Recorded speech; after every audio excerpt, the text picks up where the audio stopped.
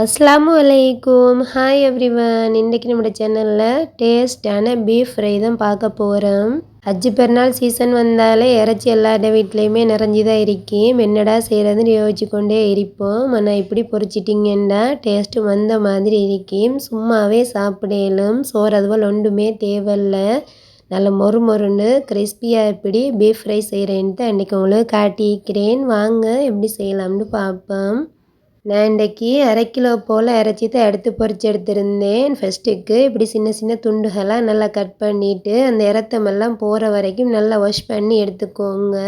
இப்போ இறைச்சியில் 1 டீஸ்பூன் போல் மஞ்சத்தூள், 1 டீஸ்பூன் போல் மிளகுத்தூள், மிச்சமே மசாலாவெல்லாம் சேர்த்துடக்கூடாது. ஏன்னா நாங்கள் பொரிச்சு எடுக்கணும். பொரிச்சு எடுக்கக்குள்ள அந்த தூள் வகையெல்லாம் மிச்சமே சேர்த்துட்டோம்டா எண்ணெயில் அப்படியே கட்டி கட்டியாக கரைஞ்சி அடியில் அப்படியே இருக்கிற மாதிரி இருக்கும்.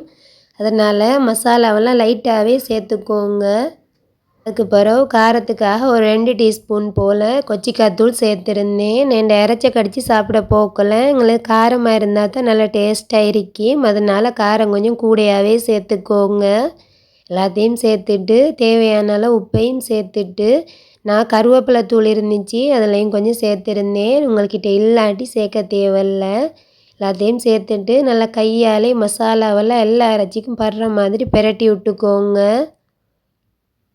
மசாலாவெல்லாம் சேர்க்க முன்னுக்கே இறைச்சி நல்லா தண்ணி சொட்டுமே இல்லாமல் வடித்து எடுத்துக்கோங்க. அப்போ தான் எங்களுக்கு பொரிக்கிறதுக்கும் ஈஸியாக இருக்கும். மிச்ச நேரத்துக்கு எண்ணெயில் வைக்கிற மாதிரி இருக்காது. சுருக்காண்டே பொரிஞ்சு வந்துடும். எங்களோட அம்மா இந்த மாதிரி செஞ்சு தான் வெளிநாட்டுக்கெல்லாம் கொடுத்துடுவாங்க. இறைச்சி நல்லா முருவை பொரிச்சிட்டு அதோட கூட கொஞ்சம் காரத்துக்காக கட்டரத்தூள் சேர்த்து பொரிச்ச வெள்ளைப்பூடு கருவேப்பிலையெல்லாம் சேர்த்துட்டு பிரட்டிட்டு அப்படியே பக்கெட் பண்ணி அனுப்புவாங்க. டேஸ்ட்டும் அந்த மாதிரி இருக்கும். பிரட்டி நிறைச்ச இப்போ சட்டியில் சேர்த்துட்டு கூடவே கொஞ்சோண்டு தண்ணியும் சேர்த்துட்டு ஃப்ரெஷ்ஷான ரொம்ப கருவேப்பிலையும் கொஞ்சம் சேர்த்துக்கோங்க. அப்போ அவிஞ்சி வர போக்கில் எங்களுக்கு அந்த ரொம்ப கருவேப்பிலோட ஃப்ளேவர் எல்லாம் இறங்கி இறைச்சி நல்லா வாசமாக இருக்கும் பொரிச்சு எடுக்கிறதுக்கு. நான் ஒரு 20 நிமிஷம் போல் அவிய வச்சுருந்தேன் இறைச்சி. அப்போ எனக்கு ஒரு 3/4 அளவுக்கு அவிஞ்சி வந்துருந்துச்சு. நீங்கள் வேணும்னா உங்களுக்கு முழுமையாகவே அவிச்சு எடுக்க இயலும். ஏன்னா பொரிக்க போகிறதால அரைவாசிக்கு எடுத்தாலும் பரவாயில்ல, அது உங்களோட விருப்பம். இறைச்சி அவிய போக்கல அதுவாகவே கொஞ்சம் தண்ணி விடும். அதனால் தண்ணி சேர்க்க போக்கல சொட்டு போலே தண்ணி சேர்த்துக்கோங்க. மிச்சமே தண்ணி சேர்த்துட்டோம்னா அந்த தண்ணி எங்களுக்கு வீசுகிற மாதிரி தான் இருக்கும். சொட்டு போல் தண்ணி சேர்க்கும்போது அதோட சேர்ந்து நல்லா வெந்து வர போக்கல அந்த தண்ணியுமே வற்றி வந்துடும். தண்ணியெல்லாம் வீச தேவையில்லை. என் இறைச்சியோட ஃப்ளேவர் எல்லாம் தண்ணியில் தான் இறங்கிருக்கும். அதனால் மிச்சமே தண்ணி சேர்க்காம சொட்டு போல் தண்ணி சேர்த்து வேக வச்சிக்கோங்க. இப்போ பாருங்கள் ஒரு 3/4 அளவு இறைச்சி வெந்து வந்தாச்சு. அடியில் மிச்சமே தண்ணி இருக்கல, கொஞ்சம் போல தான் இருந்துச்சு. நான் அந்த தண்ணியெல்லாம் வற்றி வர காட்டிலும் வேக வச்சுருந்தேன். ஏண்டா அந்த தண்ணியோட ருசியெல்லாம் அப்போ தான் இறைச்சியில் இறங்கி இறைச்சி நல்லா டேஸ்ட்டாக இருக்கும். தண்ணியை மிச்சமே வச்சிட்டோம்னா வீசணும். அப்போ இறைச்சியோட டேஸ்ட்டும் அப்படியே வீசிப்பட்ட மாதிரி ஆகிரும். இறைச்சி வெந்ததுக்கு பிறகு இப்படி சட்டியில் கொஞ்சம் போல தான் தண்ணி இருக்குது. மிச்சமே வச்சுருந்து அவ்வளோயும் வீசுகிற மாதிரி தான் இருக்கும். இப்போ அந்த தண்ணியை நீங்கள் வீச தேவையில்லை. கறியில் சரி ஊற்றி சாப்பிடலும் நல்லா டேஸ்ட்டாக இருக்கும். இப்போ இறைச்சி பொரிச்சு எடுக்கிறதுக்காக தண்ணியெல்லாம் நல்லா வடிச்சிட்டு ஆற விட்டுட்டு கொஞ்சம் நேரத்துக்கு பொரிச்சு எடுத்துக்கோங்க. அப்போ தான் எண்ணெயில் போட்டோடனே எங்களுக்கு மிச்சம் நேரம் இழுக்காமல் சுருக்காண்டு பொரிஞ்சு வரும்.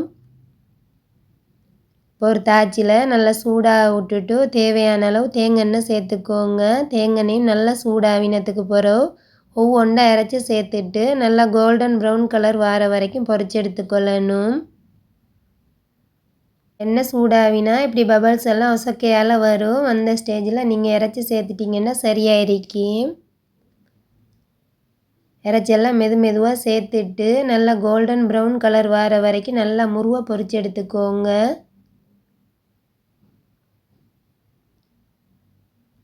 இறைச்சி பொரிகிறதுக்கு ஒரு 15லேருந்து 20 நிமிஷம் சரியும் போகும். அந்தளவு கொஞ்சம் வெயிட் பண்ணி பொரிச்சு எடுத்தால் தான் எங்களுக்கு நல்லா மொறு மொறுன்னு இறைச்சி பொரிஞ்சு வரும். சாப்பிட்றதுக்கும் நல்லா கிறிஸ்பியாக அந்த மாதிரி டேஸ்ட்டாக இருக்கும்.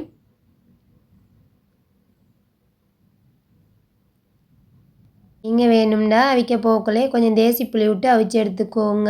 அப்போ உப்பு புளியெல்லாம் நல்லா சுள்ளுன்னு எங்களுக்கு இறைச்சியில் இறங்கி நல்லா டேஸ்ட்டாக இருக்கும்.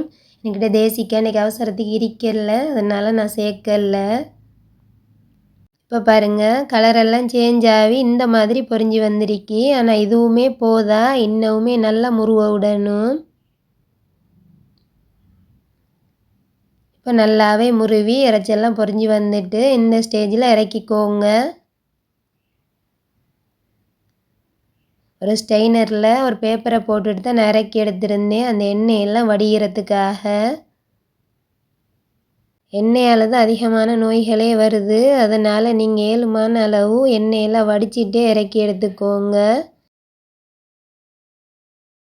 இறைச்செல்லாம் பொரிச்சு முடிஞ்சதுக்கு பிறகு அதே எண்ணெயில் ஒரு கைப்பிடி அளவு ரொம்ப கருவேப்பிலை ஃப்ரெஷ்ஷாகவே சேர்த்துட்டு நல்லா மொறு மொறுன்னு பொரிச்சிட்டு இறைச்சிக்கு மேலேயால் சேர்த்துட்டிங்கன்னா அந்த மாதிரி வாசமான இறைச்சி பொரியல் ரெடியாகிரும்.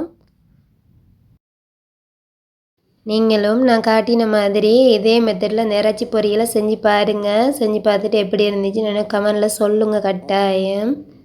உங்களுக்கு ப்ளெயினாகவே சாப்பிடலாம், சோத்தோட ரொட்டியோட தான் சாப்பிடணும்னா நீங்கள் வெங்காயத்தை நல்லா வதக்கிட்டு இந்த இறைச்சி பொரியலை சின்ன சின்ன குட்டி துண்டுவலாக கட் பண்ணி அதில் சேர்த்துட்டு சம்பல் மாதிரியும் செஞ்சு சோத்தோட ரொட்டியோட பானோடையும் சாப்பிடலும் டேஸ்ட் அந்த மாதிரி இருக்கும். இறைச்சி பொரியலே டேஸ்ட்டாக தான் இருக்கும். இந்த இறைச்சி பொரியலை நீங்கள் உங்களுக்கு வேணுமான மாதிரி செஞ்சியும் சாப்பிடலும். சரி ஃப்ரெண்ட்ஸ், இதோட வீடியோ முடியுது. நம்மளோட வீடியோஸ் எல்லாம் உங்களுக்கு பிடிச்சிருந்தா நம்மளோட சேனல் லைக் பண்ணுங்கள், ஷேர் பண்ணுங்கள், மறக்காமல் சப்ஸ்கிரைப் பண்ணி வச்சுக்கோங்க. நான் இன்னொரு நல்ல வீடியோவில் உங்களை சந்திக்கிறேன். பாய்.